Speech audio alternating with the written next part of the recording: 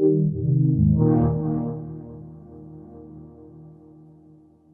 name's Andy Hall, I'm the lead writer. I'm Mark Sinclair and I'm a designer. So guys, what are you showing new here at E3 with Total War Warhammer 2? Well, what's new is we've got a great playable battle of the High Elves versus the Lizmen at the Fallen Gates, which is kind of a new area. It's a choke point battle, a new type of battle in Warhammer 2. So you've got to take control of the bridge that kind of surrounds the gorge of the Fallen Gates, get across there, and then kick the High Elf trespassers out. So you guys are introducing 3 new classes here, 4 total, but 3 you've already announced. The High Elves, the Dark Elves, and the Lizardmen. How do you guys differentiate their playstyles from the other already so many armies in the game? Well, everyone has their own unique set of campaign features, so something that was really well received in Warhammer 1 was the 4 races there. They all played completely differently, so we've really doubled down on that. So it's really like playing 4 different Warhammer games. All the races are completely unique. So the Lizardmen, for example, they have what we call special spawnings, which is a unique feature to them. So randomly throughout the game you'll get missions, and rewards for those will actually be special spawnings, which are special Lizardmen units that have improved stats or unique attributes. Talk about the importance of audio in the game, because you guys are dealing with a huge amount of lore that has never before been heard in a video game or in a film. So where do you start with that? And what's the importance of making sure that they sound how they have in the books for the last 30, 40 years?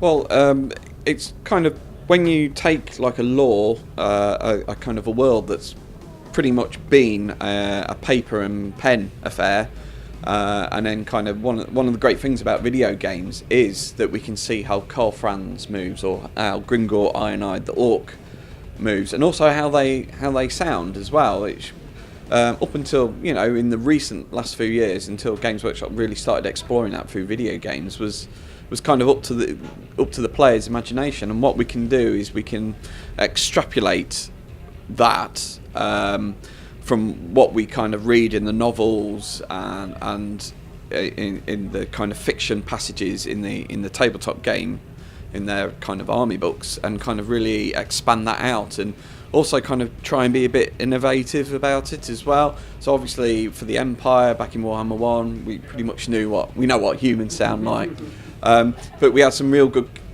clues about how orcs sound.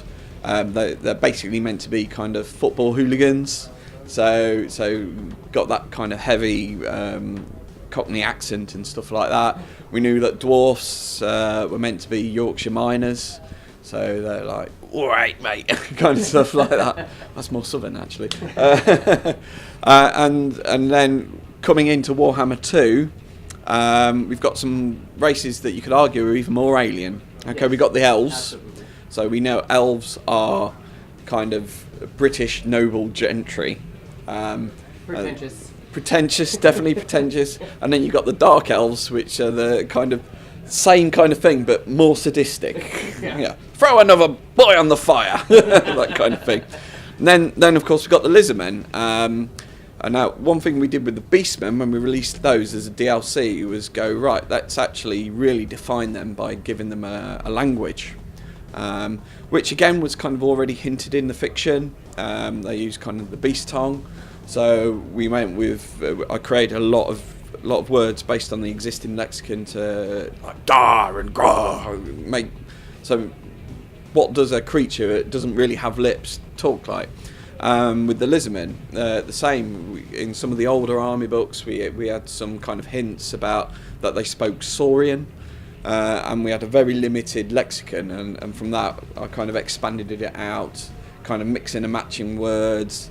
So we know the Saurus, which are the big kind of infantry creatures, pretty much only understand war. So obviously they've got lots of words for attack, and probably less words for could I have a cup of tea? It's like Eskimos have lots of words for snow, because that's kind of their context. Do you have a favourite sound effect in the game? I do. I can't tell you about it. Cause I know what this is leading into too. I'm dying over here. What about you, Mark? Do you have a favourite sound effect?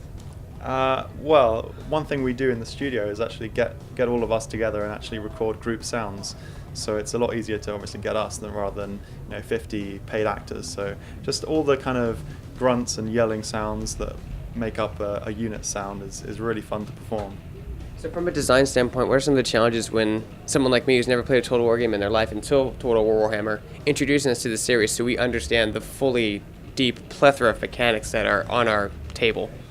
Yeah, there's so many features that are unique to each race, as I mentioned before. So one thing we try and do is kind of really gradually ease players into it. So we have a really kind of simple to use tutorial that kind of eases you in at the start of the game. So it'll teach you the mechanics of the battle gameplay, and then you'll move into the campaign and actually learn how each individual component works one by one, and hopefully that'll kind of ease players in and allow them to move into the more in-depth part of the campaign game.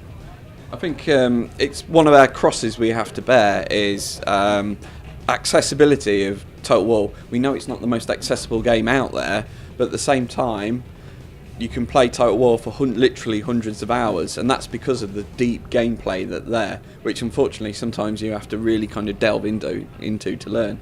So it's kind of a balance, getting accessibility over deep gameplay, and we kind of lean towards the deep gameplay because players that really buy in will play for sometimes thousands of hours.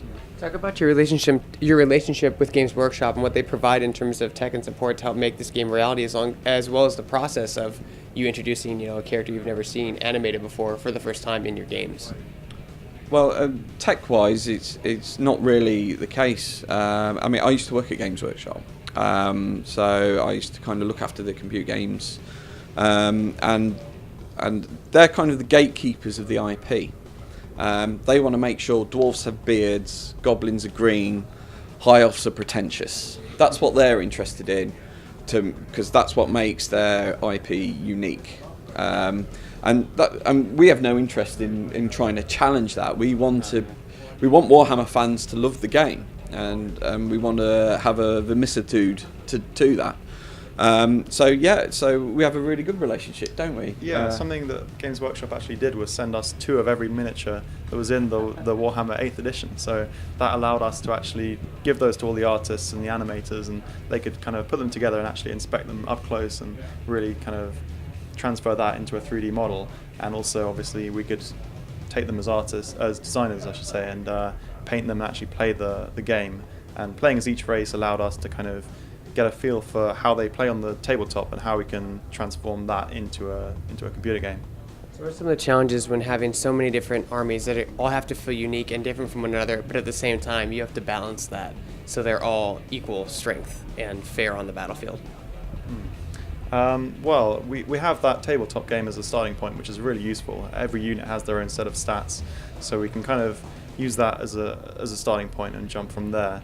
But yeah, as you say, putting them all together into a big melting pot is very difficult. So we use a lot of techniques like having auto runs. So when we go home for the day after we finish work, we'll actually leave all our computers running and it'll actually play the game overnight.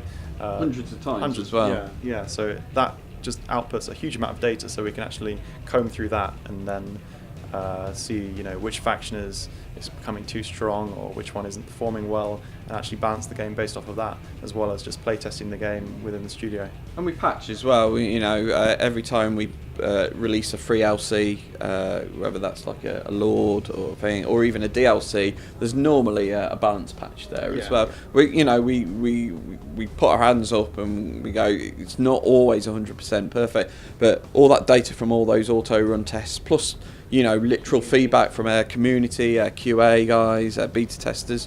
We have like a veterans group of some real kind of dedicated Total War guys, and they will come over. We fly them, if they could be anywhere in the world, we fly them to our HQ in Horsham, near London in England, and we'll kind of let them unleash like on Warhammer 2, let them play, and we'll get that raw feedback as well. So I'm curious, because I have to ask because our community's curious. Why not just implement a giant patch in the Total Warhammer current version? Why a whole new game? Well, we've got this whole new map, and that is completely different to Warhammer 1, so that's much more narratively driven. So it's focused around the Great Vortex, which is something we've taken from the lore, and it just made more sense for us to have those 4 new races all fight in this one map.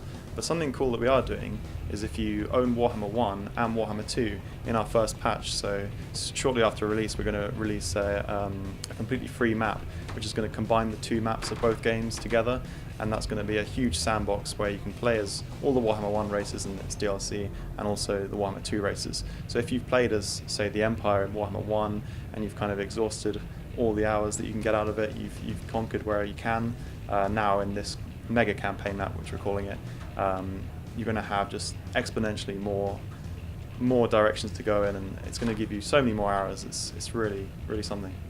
I mean, and Warhammer 2, it is a standalone product. You know, if you're a High Elf fan who's been resolutely holding off, waiting for the High Elves, you can go in at Warhammer 2, have a great time, and have a really fulfilling, 100-hour experience easily. But then, if you want to then go back to Warhammer 1 and get that, it will combine as well. So, Warhammer's already fit, RTS has fit great on PC. Do you guys have any plans to try to get it on console anytime in the future? It's something we've always been looking at. It's just there is that big barrier of moving keyboard and mouse to a controller. Interface. It's a lot harder than it might look on the surface. Obviously, our company is very big, and we've dabbled in console games before. We made Alien Isolation, the Halo Wars 2 game that recently came out. So that was an example of fitting a strategy game onto console. So it's not out of the question, but maybe one day in the future. We've got Warhammer 3 to get out first, I think. I gotta work on that first. So when does the game come out? Warhammer 2 is released 28th of September. Yeah, that's correct.